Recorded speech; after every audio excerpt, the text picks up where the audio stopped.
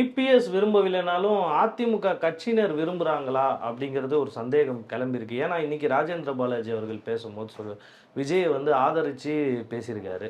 ரெண்டாவது, மனைவியோட சம்பந்தப்பட்ட விஷயத்த திமுக தான் வந்து விஜய்க்கு எதிராக பண்ணியிருக்கு. இது கண்டிக்கத்தக்கது அப்படின்னே சொல்லியிருக்காரு. இது எல்லாமே அரசியல் தான். அதாவது அவங்க மனைவி சொன்னது அதெல்லாம் அரசியல் இல்லை, ராஜேந்திர பாலாஜி பேசுறது.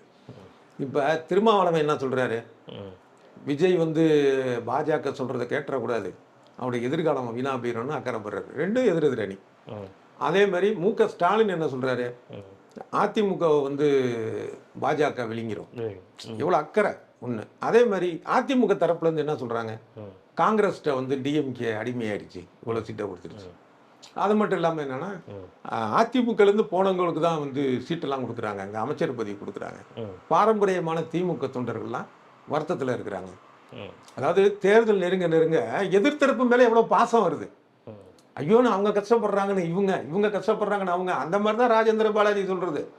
எல்லாம் ஒரு அரசியல் ஆதாயத்தில் இருக்கிறது தானே தவிர, விஜய் ஒரு பெரிய சக்தி அப்படிங்கிற அந்த ஒரு பிம்பத்தை, அது பொய்ன்னு தெரியும் எல்லா அரசியல்வாதிகளுக்கும். அதை நம்பி அவங்க வர்ற மாதிரி தயாரா இல்லை. வந்து ஒருவேளை அதிமுக கூட்டணிக்கு வந்தால் நான் சொன்னது மாதிரி 10-12 சீட்டை கொடுத்து உட்கார வைப்பாங்க.